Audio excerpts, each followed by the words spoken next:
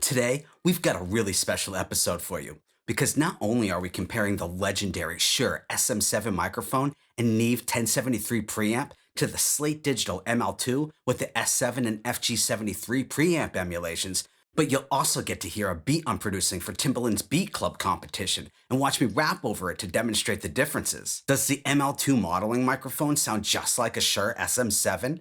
Can it save you $250 and give you the sound of 17 other microphones? I've got the answer to these questions and more coming right up.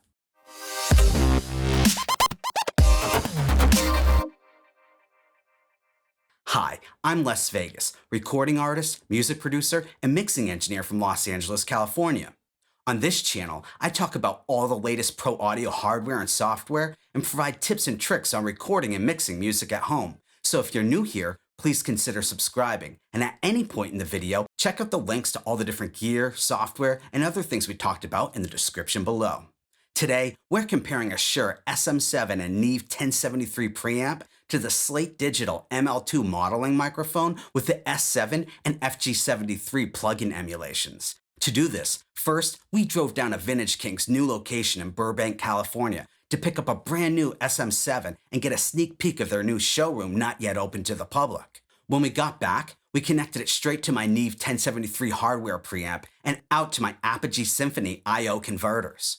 We recorded the vocal in Ableton at 96K with the settings on the back of the SM7 set to flat and the gain cranked up to 70 on the 1073. You'll see we also backed down the trim level, knocking off around 6 dB of output until our input signal was peaking around -10 to -12 dB in the DAW, which roughly equates to 0 dB on a VU meter in the analog world. By the way, this is a great level to shoot for when recording any vocal or instrument into your DAW.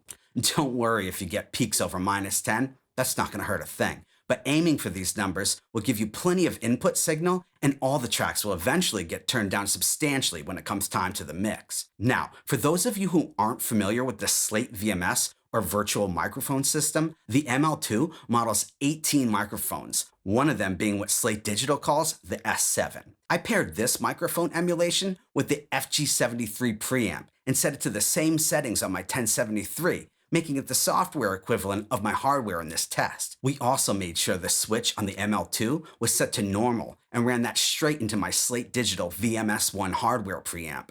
This ultra-linear preamp was designed specifically for the Slate ML1 and ML2 microphones to help ensure the most accurate emulations of all microphone models. We ran the signal out of the VMS-ONE directly into the same channel on the Apogee Symphony. Again, I recorded a second, totally new vocal take at 96K and peaking around the same levels, trying my absolute best to capture a very similar performance to the first, so there would be minimal differences when comparing the sound. After recording the two takes, I cleaned up the audio and made sure they were precisely level matched using a LUFS meter. Then, I added some auto-tune, compression, EQ, and a couple of effects to help it sit better in the mix.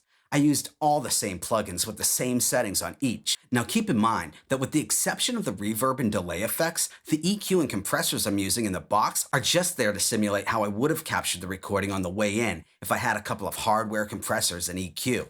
I want to make it clear that this is a typical tracking processing chain during the recording stage. So, when you're watching other mixing engineers adding a lot more compression, de-essing, and making precise EQ cuts and boosts, keep in mind they probably received the tracks with compression and EQ in the tracking stage, and then they're adding more during the mixing stage. So, you'll see I have two compressors in series getting about 1 to 3 decibels of gain reduction on each at all times. Then I'm making minor EQ adjustments to roll off the lows, carve out the low mids to help reduce the proximity effect, and boost a little top end for that modern pop shine. Again, these are all things that are typically done on the way in by professional recording engineers. So, even though you'll see several plugins on each recording, it's essentially how it would have been recorded with the exception of the auto-tune, reverb, and delay effects, which were all added afterwards for stylistic purposes and to help it sit better in the mix. The music you'll hear is a preview of the beat I produced for Timbaland's BeatClub competition with Native Instruments.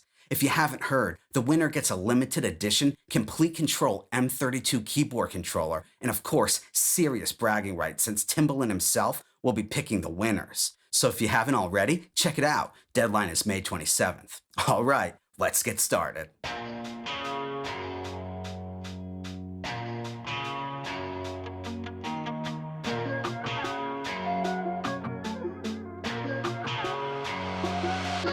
Yo, we keep this on and poppin'. We don't think it's stopping. We keep this beat on lock until it knock and keep it rockin'. LES and Timbo, we keep you all in limbo. We take an M32 and turn it to a status symbol. Yo, we keep this on and poppin'. We don't think it's stopping. We keep this beat on lock until it knock and keep it rockin'. LES and Timbo, we keep you all in limbo. We take an M32 and turn it to a status symbol. We keep this on and poppin'. We don't think it's stopping. We keep this on and poppin'. We don't think it's stopping. We keep this beat on lock until it knock and keep it rockin'. We keep this beat on lock until it knock and keep it rockin'. LES and Timbo, we keep you all in limbo. LES and Timbo, we keep you all in limbo. We take an M32 and turn it to a status symbol. We take an M32 and turn it to a status symbol. Yo, we keep this on and poppin'. We don't think it's stopping. We keep this beat on lock until it knock and keep it rockin'. LES and Timbo, we keep you all in limbo. We take an M32 and turn it to a status symbol. Yo, we keep this on and poppin'. We don't think it's stopping. We keep this beat on lock until it knock and keep it rockin'. LES and Timbo, we keep you all in limbo. We take an M32 and turn it to a status symbol. Yo, we keep this on and poppin'. We don't think it's stopping. We keep this beat on lock until it knock and keep it rockin'. LES and Timbo, we keep you all in limbo. We take an M32 and turn it to a status symbol. Yo, we keep this on and poppin'. We don't think it's stopping. We keep this beat on lock until it knock and keep it rockin'. LES and Timbo, we keep you all in limbo. We take an M32 and turn it to a status symbol. We keep this on and poppin'. We don't think it's stopping. We keep this beat on lock until it knock and keep it rockin'. LES and Timbo, we keep you all in limbo. We take an M32 and turn it to a status symbol.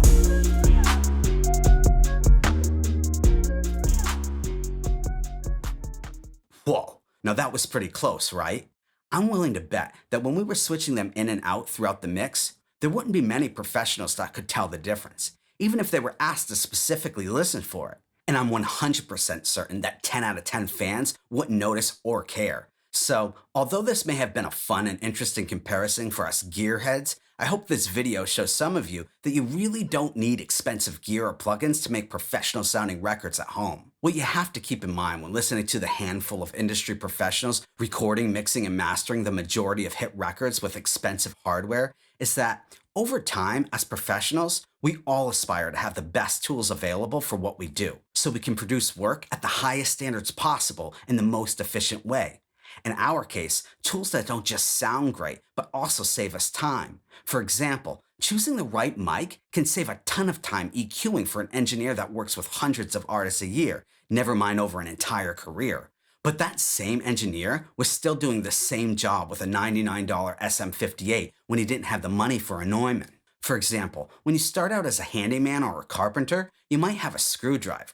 But when you get better and have more business, you might start to consider a cordless, battery-powered screwdriver that will help you save time and energy. And when you're at the top of your game, you probably want to get yourself a beautifully designed and well-built DeWalt drill with some serious torque. Link in the description. But you get what I'm saying. I made these test files available in high-quality 96K 32-bit WAV files to compare in your DAW. You can download them at the link in the description below. If you want to learn more about the Slate Digital virtual microphone system, let me know in the comments below. And remember, some of the top producers and artists in the world tune into videos just like this one, so definitely connect with other musicians and producers down there.